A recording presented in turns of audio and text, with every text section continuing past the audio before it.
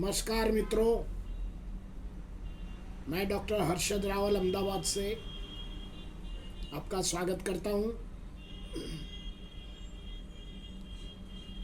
आज का वीडियो में हम पेट के संबंध के बारे में आपको बताएंगे। 10 में से 6 लोगों को पेट की समस्या रहती है। तो ये बार बार और पुरानी पेट की समस्या के बारे में हम आज डिस्कस करने वाले हैं।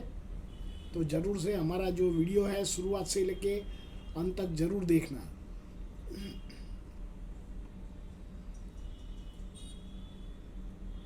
पेट की बीमारी ये जो है ये हमारा खान पान और हमारा लाइफस्टाइल डिजीज़ है, और जिसको बार बार और पुरानी कंप्लेंट रहती है उसको क्रॉनिक गैस्ट्राइटिस पेट की बीमारी बोलते हैं। तो ये कैसे होता है, इसका क्या कारण है, क्या साइन एंड सिम्टम्स है, क्या उनको उनके जो डायग्नोसिस के लिए कौन सा परीक्षण किया जाता है, क्या होम मेडिसिन है, और कौन से बेस्ट 5 होम्योपैथिक दवा है, इसके बारे में हम आज वीडियो में बताएंगे। मित्रों, हमारा जो पाचन तंत्र का जो मेन ऑर्गन है ये पेट की थैली होती है, जिसको हम स्टमक बोलते हैं।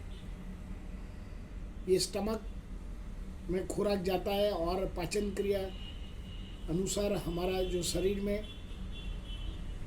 शक्ति मिलता है।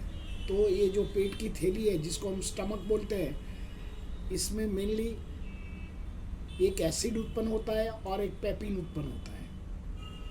जो एसिड होता है ये जो हम खुराक खाते हैं उसको छोटे छोटे टुकड़ों में रूपांतर कर देता है, और जो पेपिन होता है हमारा जो प्रोटीन्स है, कार्ब्स है, फैट है, उसको एनर्जी में कन्वर्ट कर देता है।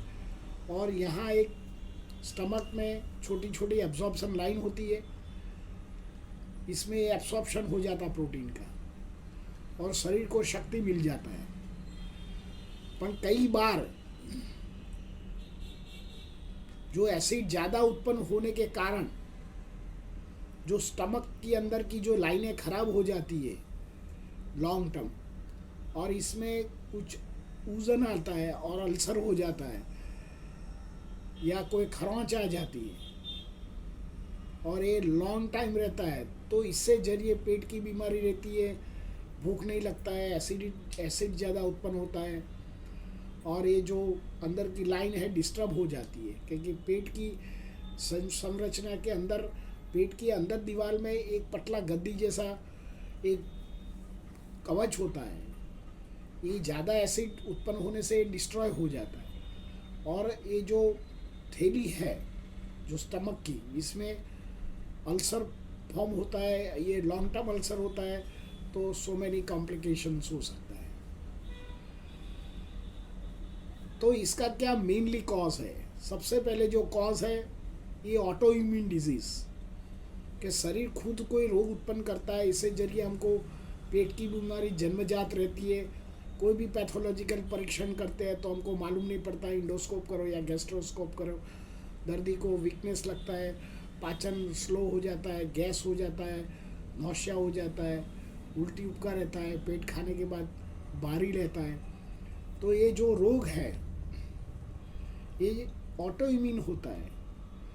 ये 30 से 40% जिन लोगों को क्रॉनिक पेट की बीमारी है लंबे टाइम तक, तो ये ऑटो इम्यून डिजीज़ इनका एक रिस्पॉन्सिबल फैक्टर है।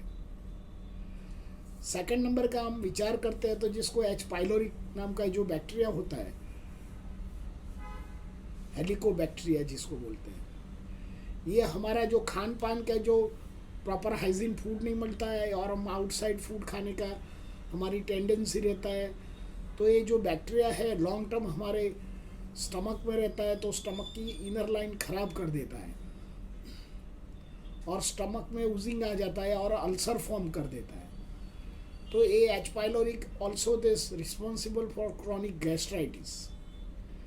तो पेट की समस्या दर्दी को ज़्यादा रहती है। तीसरा नंबर का जो है ये हमारा लाइफस्टाइल, हमारा खान पान में हम ज़्यादा स्पाइसी खाते हैं, विरुद्ध आहार खाते हैं, तली हुई चीज़ खाते हैं, इनडाइजेस्टेड फूड खाते हैं, आउटसाइड फूड खाते हैं और कॉन्टामिनेशन फूड खाने की जो इच्छा होती है, पैकिंग वाला फूड होता है। कई बार हमारा जो स्टमक है उसको पाचन नहीं कर पाता है, कितना भी एसिड डालो या पेपिन से, तो इसको ज़्यादा एसिड उत्पन्न शरीर को उसको डाइजेस्ट करने के लिए करना पड़ता है। तो जो पीएच लेवल में इसमें बदलाव आता है और दर्दी को गैस्ट्राइटिस, अपचन की समस्या, गैस की समस्या, पेट का दर्द और पाचन नहीं होने की भी समस्या रहती है। चौथा कारण है एलर्जी। कई बार फूड एलर्जी होता है उसकी फूड की, जो दर्दी के फूड की एलर्जी होता है, जैसे जो लोगों को इसोनोफिलिया है या जिन लोगों को अस्थमा की प्रॉब्लम है, तो उनको भी ये स्टमक में कोई फूड के लिए एलर्जी हो जाता है या कोई ड्रग के कारण एलर्जी होता है। तो एलर्जी के कारण भी कई बार फूड होता है। दाखिला तरीके इनको कार्ब्स की एलर्जी होता है या कोई लोगों को प्रोटीन की एलर्जी होता है, तो उनको डायरिया एंड पेट में गैस्ट्राइटिस ऐसा कॉम्प्लिकेशंस होता है। तो ये भी कॉज माना गया है। कई बार हमारा जो फूड हैबिट्स होता है, हम जो हमारा फूड हैबिट में के तो हमने आगे बताया, पर हमारा हैबिचुअल होता है। जिन लोगों को अल्कोहल लेते हैं, टोबैको लेते हैं, स्मोकिंग करते हैं या कोई ऐसे मादक पदार्थ का सेवन करते हैं, तो उनको भी ये गैस्ट्रिक कॉम्प्लिकेशन रहने की, गैस्ट्राइटिस या क्रॉनिक गैस्ट्रिक कंप्लेंट रहने की संभावना रहती है। कई बार हम अमुक डिजीज़ के लिए, कोई डिजीज़ के लिए हम जो कोई दवा लेते हैं, तकने के ज़्यादातर हम हाइपरटेंशन की दवा लेते हैं या कोई लीवर की दवा लेते हैं या किडनी डिजीज़ की दवा लेते हैं, और लॉन्ग टर्म लेने से दर्दी को एक क्रॉनिक गैस्ट्राइटिस होने की भी संभावना रहती है। तो दर्दी को बार बार इसके साथ कोई एंटासिड है, रेनेटिडिन है, ऐसे जो एंटी एसिड वाली जो दवा है वो लेना पड़ता है। तो इसके लॉन्ग टर्म भी जो उनकी जो इनर लाइनें ख़राब हो जाती है और अंदर ऊजिंग या अल्सर फॉर्म होने की संभावना रहती है। कई बार हमारा इरेगुलर लाइफ होता है, स्ट्रेस ज़्यादा होता है, वरीड ज़्यादा करता है, प्रॉपर नींद नहीं लेते हैं, ओवर वेटिंग्स होता है, तो उन लोगों को भी ये क्रॉनिक गैस्ट्राइटिस रहने की संभावना रहती है। मित्रों, इसमें कौन से सिम्टम्स होते हैं? तो दर्दी को पहले तो भूख नहीं लगता है और थोड़ा भी खाता है तो पेट फूल जाता है, बार बार उसको वॉमिटिंग या नौशिया रहता है, फूड देख के उनको उबका आता है, थोड़ा भी फूड खाता है तो पेट उनको भर जाता है, पेट में कॉलिक पेन होता है, ऐसे भूख लगता है दर्दी को। जब पर खाना खाए तो वो बोलता है कि नहीं, मेरे को भूख नहीं है।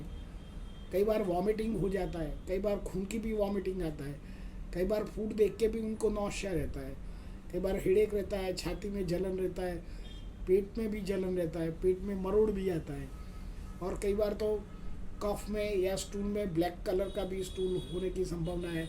जिन लोगों को स्टमक कैंसर या जिनको पित्त की जो वॉमिटिंग होता है, तो कई बार लोअर एब्डोमिनम से फोर्सिबल वॉमिटिंग भी होता है।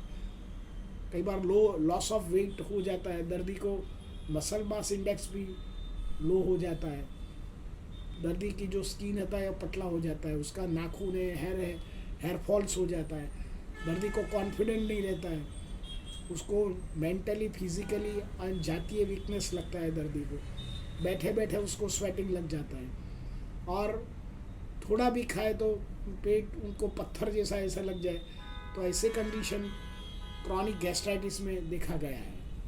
कई बार दर्दी को स्टूल में भी म्यूकस या चिकास ज़्यादा या खून आने की भी संभावना रहती है। जो इनमें कई बार कैंसरस ग्रोथ होता है तो दर्दी को लो ग्रेड फीवर रहता है, वीकनेस फील करता है दर्दी, एंग्जाइटी रहता है, भूख नहीं लगता है, वेट लॉस लगता है, तो तुरंत ये डॉक्टर की उसको तपास कराना चाहिए, क्योंकि कई बार ये सीरियस डिजीज़ में भी निर्देश करता है। अभी इसके लिए इस क्या परीक्षण है तो हम उनको डायग्नोसिस कर सकते हैं। तो सबसे पहले तो जो उनका जो सिम्टम्स है, ये आप कोई फिजिशियन के साथ नरेटिंग करोगे, डॉक्टर साहब मेरे को इतने साल से प्रॉब्लम्स है, ये प्रॉब्लम्स है। सेकंड थिंग, उसको डॉक्टर एग्जामिन करता है कि कोई पेट में सूजन है या कहीं लीवर में सूजन है या गैस बनता है, तो इससे भी दर्द जो जो सिम्टम्स के आधार पर भी जो फिजिशियन है वो डायग्नोसिस करता है। थर्ड थिंग, पैथोलॉजिकल सर्वे में उसका जो स्टूल है उसकी जांच कराता है, उसको CBCS की जांच कराता है, लीवर फंक्शन की जांच कराता है। कई बार दर्दी को एंडोस्कोप कराते हैं और इससे भी मालूम पड़ता है। कई बार दर्दी को जो उनका CT या MRI से भी मालूम पड़ता है कि अंदर गांठ है या कोई जगह मस से निकल आया है या अंदर अल्सर फॉर्म है। तो ऐसे तरह जैसे अर्ली डायग्नोसिस करते हैं तो उसको मालूम पड़ जाता है कि जो आपको क्रॉनिक गैस्ट्राइटिस है या एक्यूट गैस्ट्राइटिस है, तो ऐसे तरह आपको डायग्नोसिस किया जाता है। इसके लिए आपको होम मेडिसिन क्या करने का है, तो सबसे पहले आप तो वॉक करने का है। सिंपली वॉक करो, मिनिमम 8000 स्टेप तो आप चलो ही। भले आपको लगे कि मेरे को नहीं चला जाता, पर धीरे धीरे चलो तो आपका जो बॉडी में ज़्यादा एसिड उत्पन्न होता है वो pH लेवल नॉर्मल हो जाएगा। सुबह में उठ के 4 ग्लास पानी पीजिए। पानी पीने से भी हमारा स्टमक वॉश होता है, तो ज़्यादा जो एसिड उत्पन्न होता है ये स्टूल वाटे यूरिन वाटे निकल जाता है। तो जब हम दूसरा खुराक खाते हैं तो खाने की रुचि रहता है, पाचन शक्ति बढ़ता है। कई बार ज़्यादातर जो पेट में इरोजन होता है तो आप एलोवेरा का जूस 2 चम्मच सुबह में एम्प्टी स्टमक ले सकते हैं। और पेट की योग है, प्राणायाम है और पेट का आसन है, आप कीजिए, धीरे धीरे कीजिए। क्योंकि जो क्रॉनिक गैस्ट्राइटिस है रातों रात नहीं बना है, उसको लॉन्ग टर्म से ये बाधा रहती है और आपको ये प्रॉब्लम रहा है। तो इसके लिए कौन सा बेस्ट होम्योपैथिक ट्रीटमेंट है, तो मैं आपको 5 होम्योपैथिक दवा बताता हूँ, ये आपको ज़रूर करना चाहिए। तो सबसे पहले जो आर्सेनिकाल नाम की दवा है, 30 पोटेंसी में आपको लेने का है। जो दर्दी को खाना खाने के बाद पेट में गैस रहता है और खूब जलन रहता है, बार बार पानी पीने की इच्छा रहती है, एंग्जाइटी रहता है, डिप्रेशन रहता है, फियर कॉम्प्लेक्स रहता है, और दर्दी को 12 बजे दिन में और रात को 12 बजे कंप्लेंट स्टार्ट हो जाती है, पसीना बहुत दर्दी को आता है, वीकनेस फील करता है, और 24 आवर्स उनको रोग के बारे में उनको वरीड रहता है कि कोई कैंसर तो नहीं होएगा, मैं मर जाऊँगा, मेरे को खूब दवाई दो नहीं तो मैं अच्छा नहीं होगा। ऐसे बार बार वरीड करता है और फिजिकली और मेंटली ऐसे सिम्टम जो आपको देखने को मिलता है, तो तुरंत आपको आर्सेनिकाल 30 पोटेंसी दर्दी को देना चाहिए। सेकंड जो दवा है ये मर्कसॉल दवा है। कई बार H. पाइलोरी का इन्फेक्शन होता है और दर्दी को बार बार उसको टट्टी जाने की इच्छा रहती है, पेट में मरोड़ा आता है, वीकनेस फील करता है, दर्दी खा नहीं पाता है, वेट लॉस होता है, दर्दी का जो मसल इंडेक्स कम हो जाता है। इसमें merc cor is a great medicine. Particularly जो लोगों को गले की बीमारी ज़्यादा रहती है, स्किन की बीमारी ज़्यादा रहती है, अस्थमा की बीमारी ज़्यादा रहती है, उन लोगों को मर्कॉर की दवा लेना चाहिए। और मर्कॉर 30 पोटेंसी से ज़्यादा उपयोग नहीं करना चाहिए। और लंबे टाइम दवा लेने से आपका जो पेट में जो उजिंग है या अल्सर फॉर्मर है उसको ये डिस्ट्रॉय कर देता है। थर्ड नंबर की दवा है ब्रायोनिया। कई बार दर्दी बोलता है खाना खाने के बाद मेरा पेट पत्थर जैसा हो जाता है और खाने का पाचन नहीं होता है, वेट लॉस होता है, दर्दी को वीकनेस फील करता है, दर्दी को साथ में जॉइंट पेन है, जॉइंट में भी दुखावा रहता है, जॉइंट में इन्फ्लेमेशंस होता है, और कॉन्स्टिपेटेड दर्दी को होता है, भूख नहीं लगती है, नौशिया वॉमिटिंग लगता है, पेट की जो ऊल होता है जो जीभ में वो ठीक येलो कलर की हो जाता है, दर्दी को वीकनेस लगता है और दर्दी को खुली हवा में अच्छा लगता है। तब ऐसे जो सिम्टम लगे तो आपको ब्रायोनिया का उपयोग करना चाहिए। कई केस में दर्दी को पुष्कल प्रमाण में गैस होता है, गैस ऊपर भी नहीं जाता है, नीचे भी नहीं जाता है, और सारा शरीर में एसिड रहता है, वॉमिटिंग भी एसिड जैसा होता है, मुंह में भी खाराश आता है, वाटर ब्रश आता है, छाती में जलन होता है, चेस्ट में भी जलन होता है, खुराक का पाचन नहीं होता है, और बहुत सारी एंटी एसिड है, रेनेटिडिन है या एंटासिड या सिरप आपने बहुत लिया हो तो फिर भी आपको राहत नहीं मिलता है, तो होम्योपैथिक में 6X नेट्रम फॉस नाम की होम्योपैथिक दवा है, वो लेना चाहिए। और ये बायोकेमिक 6X पोटेंसी मार्केट में मिलता है, तो 3 गोली सुबह दोपहर शाम को लेने से आपका जो क्रॉनिक गैस्ट्राइटिस है और खुराक का पाचन नहीं होता है और गैस में कन्वर्ट हो जाता है, तो आपने बहुत सारे एलोपैथिक दवा लेने के बाद भी अच्छा नहीं लगता है, तब आप शॉर्ट होम्योपैथी की जो दवा है natrum phos is a effective medicine and good medicine. जो लास्ट है आर्जेंटिकम नाइट्रिकम, मैंने कई पेशेंट को देखा है कि पेट में अल्सर हो जाता है बार बार, और कई बार तो वॉमिटिंग में भी ब्लड आ जाता है, और डॉक्टर बोलता है कि नहीं आपको तो गैस्ट्रिक अल्सर है। तभी कंडीशन में ये आप आर्जेंटिकम नाइट्रिकम नाम की दवा उपयोग कर सकते हैं 30 पोटेंसी में। तो ये जो क्रॉनिक आपको अंदर अल्सर बना हुआ हो एच पाइलोरी का बैक्टीरिया की वजह से, तो ये अमोघ दवा है, तो आपको 30 पोटेंसी में लेना चाहिए। और उसके साथ दर्दी को वीकनेस लगता है, मेंटली रेस्टलेसनेस लगता है, वजन लॉस होता है, कॉलिकी पेन होता है, दर्दी को भूख नहीं लगता है, दर्दी को शुगर खाने की इच्छा ज़्यादा होती है, स्पाइसी खाने की इच्छा ज़्यादा होती है, कच्चा मीट खाने की इच्छा होती है, तब आप ज़रूर ये दवा का उपयोग करिए।